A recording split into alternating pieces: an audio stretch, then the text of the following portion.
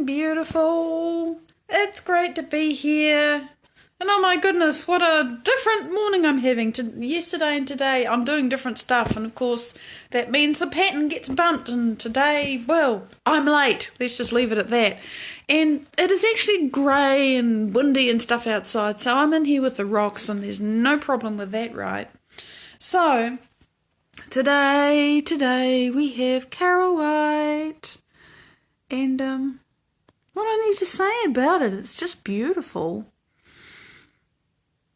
I don't know much about the mineral, but I believe there's only sort of one place in the world that it comes from, somewhere in Russia, and it's just gorgeous.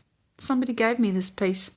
We had a meditation group that we facilitated here, and one of the group members there gave me this many years ago, and I still enjoy it. So here it is. Just, she says, a tumbled piece of carolite. I guess that's the favourite side of it that I like. It is a little bit translucent.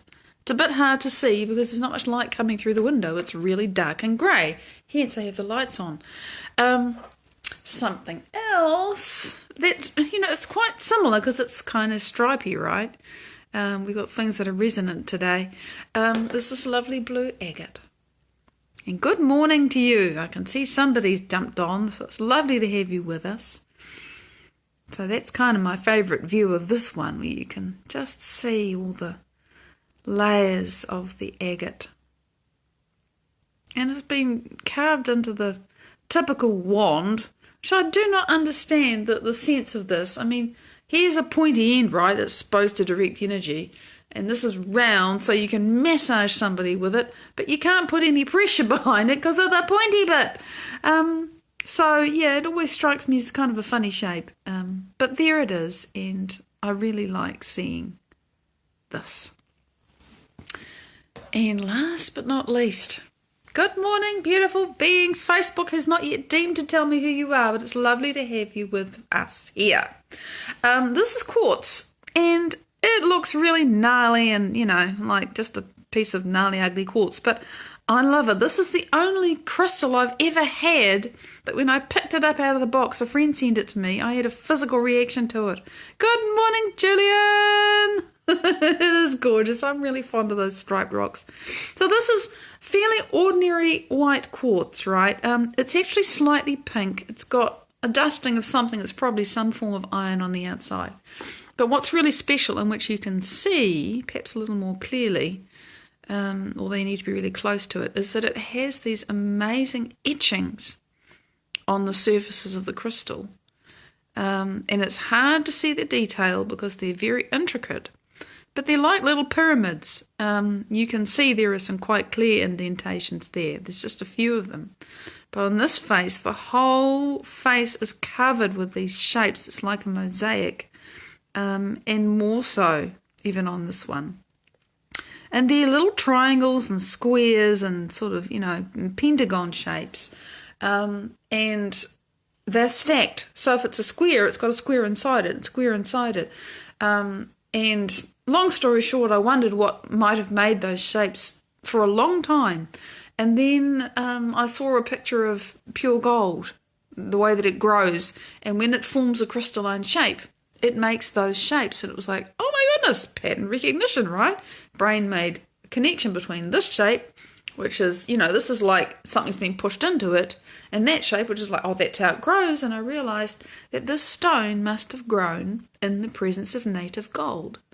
And then the gold dissolved out because you can get very acidic solutions, in volcanic areas where there's stuff flowing through. Carmelina, good morning, sweetie. And so what we are left with is the imprint. And so there's three sides where there's all these amazing mosaic shapes. And then there are three sides where there's just, hills and valleys and just crevices. And it's a really, really interesting stone. And I'm just very fond of it. And, the shape is all there, but it's got these deep clefts through it. So there you go. It's the stone. It's a really interesting one, and it physically affected me when I received it first. So today I want to talk about alchemy. Woo! But not in a kind of a, because we are alchemists, right? We can take our own lead and turn it into gold. The challenge is, how do you do that? And so I wanted to try and keep myself really brief about it and actually then do some with you today. Because it's Tuesday, it's Technique Tuesday, so let's do something practical. Because I like to apply things, and yeah. So when you have a crappy emotion going on, whether it's for a short period of time or a long period of time, what's happening? What's happening is that there is a set of neural nets firing in your brain, and as a result there is a certain kind of chemistry that's happening in your body, and that chemistry gives you physical sensations. Just physical sensations. For example, if you feel hot under the collar and you feel kind of prickly and your breathing's accelerated. Hi, Jen! You might be angry. If you're feeling all cold and kind of buzzing, you might be in shock. They're sensations. And what happens is we have some kind of experience or a thought, you have sensations, and we label the sensations as feelings. That is why most people know that fear and excitement are very similar. Same hormones, but we put a different wrapper on it in terms of our perception based upon what else is going on in our lives, okay? So feelings add up to emotions. Something else I learned from Dr. Joe Dispenza. I would never have understood to make that distinction before. Now I do. I learned it from him. So that's what's physically going on. And of course, because not only does the brain have the thought and then the body gets the feeling, so there's communication from the brain to the body. Also, the body has the ability to send a signal up to the brain to fire off a thought so that it can get the chemistry that's associated with that thought. That's why you can have crappy, shitty, horrible feelings come up out of nowhere, or like we were talking about dreams, bad dreams yesterday. It's because the body is saying, oi, I want to have this experience. Now, why does the body do that? Because it gets conditioned to it. Because if you have focused on a bad situation, for example, and it's just all you've thought of because it was all you had to deal with, it's been in your face, and well, then the body becomes accustomed to having that thought and having that experience. And if you want to then stop doing that, the body is actually accustomed to it, and it knocks on the door of the brain and says, oh, brain, here's a horrible thought, give me horrible feelings. And I have this happen, not just in the past, I have this happen myself. I just understand it now. I understand it. I used to have random thoughts come up about just something awful that I would go, oh my God, no. And I realised that was my body just wanting its fix of awfulness. When laughter mixes with tears, Carmelina, and that's a great example. And actually, I don't know if I've experienced this. Not where you're crying with joy and you're so in joy that there are tears. Okay, I haven't actually experienced that yet. But I have listened to quite a few people talk about it. And what I understand is that when that happens, there is, it seems, invariably a lot of energy that is flowing through that person's heart. Right, there's in the instances that I have listened to people explain it, it's been in the context of a massive emotional release or a physical healing, something that that they've done doing this work that I study and practice that I've learned from Dr. Joe Dispenza. And there's a bunch of energy that's moving out of the body, and it comes from the lower centers of the body, often, not always, but it comes from the lower centers where it gets stuck in the survival centers. And once it hits the heart, it's going to keep going up to the brain, and it gets to the throat, and you cry. And then suddenly you're laughing. And then you're crying, and then you're laughing, and you're crying, and it's because energy is moving out. And I had this experience this morning. I have this experience not uncommonly, where I'm in tears, and sometimes I know what I'm crying about, and sometimes it's just tears. It's just energy that's moving out of my body. And it just comes out like that. And you hear people telling stories of just laughing for absolutely no reason, because that's just how the energy is expressing itself through them as it moves. So that's what I think is going on there. But if you then put your attention on it and focus on the feeling and say, oh, let me drum that feeling up some more, well, then you are keeping it going. Same as you can do with a bad feeling, you can do with a good feeling. Susanna, it's lovely to see you. So this is how it works.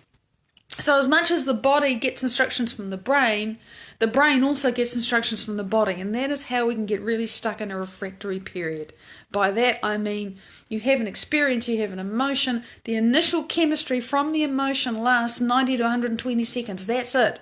After that, if it keeps going, it's because there's more associated neural nets going on, or the body is conditioned, you have the triggering thought, and then the body goes, oh great, I'm into my conditioning now, I'm going to stay here because this is just what I'm used to. And some of you are fighting that. And it is a battle, because your mind is saying, I don't want to feel this feeling. And your body is saying, yes, I do. And you have this big decision to make over and over and over and over again. And it can take 5 minutes, an hour, a week, I don't know, a month. It depends on the person and the conditioning. It doesn't matter. Am I the mind, or is my body the mind? But that's what's happening when you're having a feeling and you can't just stop it. Is the body is addicted to it, and it is saying, I want my fix. And then you are saying, but I don't like this. But my body's addicted to it. But I don't like this. And there is the conflict, okay? That is the challenge. I've been overcoming my own emotional addictions for a while now. It gets easier, but sometimes it's really hard. And I think also because you can be there and think, oh God, I don't know when this is going to end. And of course, as soon as you're seeking the end, you're adding another layer of, I'm worried about this to whatever it is you're feeling, and then it just gets heavier. So I've talked enough. Looked at the clock, you see. So I want to do something with this. In short, because I'm not talking about this part, you got to make your brain coherent, you got to make your heart coherent. And if you've been listening and, playing and exploring with me for a little while, you know that making your brain coherent involves opening your focus, and making your heart coherent means generating some increment or more of elevated emotion. Sometimes that can be really hard. And so I thought, let's just do something that I've done because it came to me in a meditation that was really helpful to me. So that's what we're going to do. So, and if you're not feeling like crap right now, just how would I do this if I wasn't feeling like crap? I would want to take whatever good feeling I have and make it more. There's always more, right? There's always more. So whatever it is that's good, grow it and make it more. Morning! So, here we go. So, if you wish, close your eyes. Because we can do this with our eyes open. And, you have to, really. You can't spend your entire life with your eyes shut in meditation. Believe me, that's really nice. But sooner or later, you got to get up and go to the toilet. Ibrahim, it's lovely to see you. And you got to interact with people. Go get the shopping and stuff. So, yeah. Right. So, however you choose, we're always going to start by putting attention in the center of your chest. And by that I mean not just that you can point to it, but however thick you are, in the middle there, right? So you have to drop your awareness into the center of your body, inside where your heart is, where your lungs are, into the middle, the center of your chest. Not just the center this way, the center this way. So drop your awareness in there and start to breathe into and out of that space. And this, in its simplest form, simply holding your attention here and letting your breath run in and out of this space begins to create heart coherence. And also, in so doing and saying, I'm going to put my attention here, you are taking control, you're starting to take control of this, mind that's not particularly balanced, and saying, oi, we're going to pay attention to this. So there's a lot of things just in holding your attention here and breathing. And if you do nothing but this for 5 or 10 or 15 minutes, sooner or later you're going to feel better. You will. It is a fact. You just have to persist. And when your mind wanders off, you have to bring it back. Mind wanders. I bring it back. I get better at bringing it back. That's part of the practice, is bringing your mind back. Don't beat yourself up if your mind wanders. Just bring it back. And back. And back. And back. And you get that, over and over. You've got to train the animal. So, bring your mind back and breathe in and out. And it's lovely to imagine that as you breathe in, there's ways of playing with this. You can be breathing in. I learned this from you, Julian. And imagine that you're blowing up a balloon with your breath. And you can let the balloon shrink down again and just come right back into your centre as you breathe out. And you don't have to breathe deep or hard. You don't have to count. You can make some breaths long and some breaths short. The main thing that I like to do is to make the breath very gentle. So if I want to take a deep breath, I just take it. But then I wait until I really feel like breathing out again. And when I breathe out, I breathe in only when I really feel like breathing in. So that I'm really paying attention to my breath and keeping my awareness in here. And that presence, that awareness with yourself is the beginning of it all. So you breathe in and you breathe out. However slow or fast your awareness in your body kind of dictates to you. And in this way, it is really good to let your body tell you. Just let your body breathe. Let your heart breathe. Keep your awareness there. Another way to do this, and this is, I think, how I often like to do it, is to breathe in and let my awareness go out as if I'm blowing up a big balloon. But when I breathe out, I kind of don't want to bring it back in. So I like to let my awareness go out when I breathe out as well. Because, of course, if you're opening your awareness out around you, then you're opening your awareness out around you, and so you're starting to create brain coherence too. Morning, Mike. So you can breathe in and breathe out in so many different ways.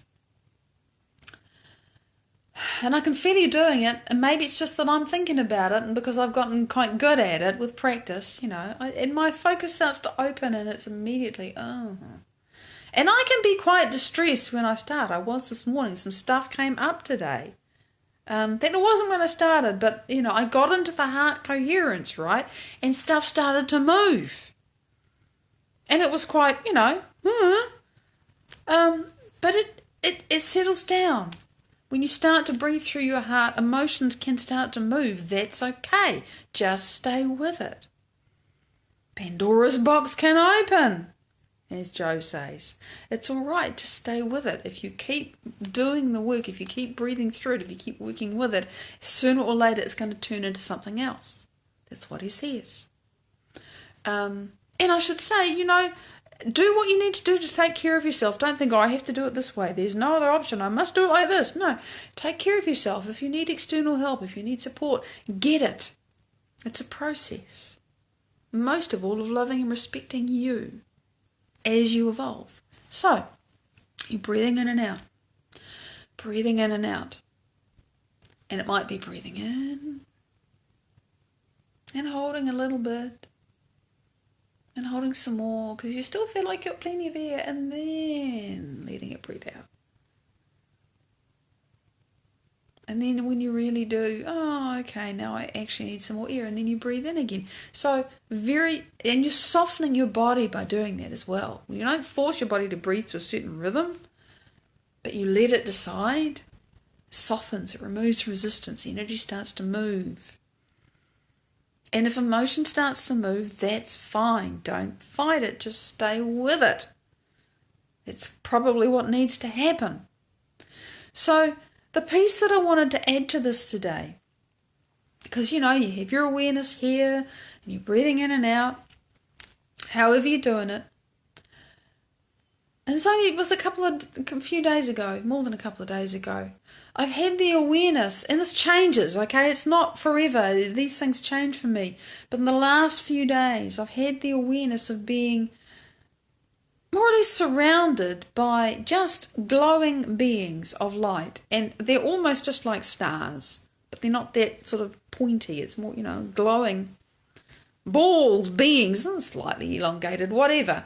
Just an awareness that they're there. and there's like a circle of them around me. And depending on what I'm doing, sometimes they're quite close, and sometimes they're a long way away. And if you imagine that as you, and this is lovely because they're very benevolent and they're love and they're wise and, they're ascended beings, whatever you want to call them. And if you have this awareness that you are breathing in and out of your heart, and you are surrounded by these beings, and they're just lights. And for me, they're white. Maybe for you, they're colours. You can have this any way you like. They surround you, and they're doing it with you. And, they're doing it with their hearts, and you're doing it with your heart. And you're all kind of doing it together. So you got support. And they're around you. They're all around you. They're not just in front of you. They're not even just beside you. They're behind you as well. And so you can play with this. Because their energy, space and time mean nothing to them. So you can say to them, you can intend to them, just say a word. You can just say, hey, help me open my focus. So stay with me. Let me feel that you love me. And you're supporting me and you're helping me. But be bright and have my awareness on you. But just go a little bit further away. But keep the heart connection. But be further away so that I can keep my awareness on you as you go further away and help me open my focus as I keep breathing in and out of my heart. So you're putting brain coherence together with heart coherence. You're feeling that you've got some support. They're around you. They love you. Take it from me. They love you. There's only benevolence here. And their hearts are working with your heart, and your heart is working with their heart. You can send them love all around you. And you can just make the space that's between you bigger and fill it with love. Fill it with compassion. Fill it with caring. Fill it with respect. Fill it with whatever it is that you desire, and let them help you do it. Believe me, such beings are there. All you really have to do is have the intention to bring them in, to work with them, and they'll help you. Put faces on them if you like, it doesn't matter. The point is the circle of lights around you and the thought that it can be as big as you want it to be, but you're still feeling connection, you're still feeling love, and they're helping you do this better for yourself. And that's what I wanted to share with you. Because once you feel love, once you feel a bit of support, well, then the other emotions come easier, So, yeah, that's our Tuesday technique practical. It's just to build on this because, I know a lot of you, you're with me every day. It's such a blessing. And thank you. And so let's evolve what we practice. Now, normally I will say, and I'll see you in 3.5 hours. But because I am doing something different today, of necessity, I'm going to do Sang Marie Tuesday on Wednesday because I won't be here, and it's a bit problematic to do it when I'm not at the house. I don't have Wi-Fi. The satellite connection's never that good. I'll be distracted. I've got other things to do that I must do today. So I'm going to do Sang Marie live tomorrow. It'll be Tuesday. Again tomorrow at 12:30. And until then, very much love. Practice this with love for yourself. And I'll see you then. Bye-bye.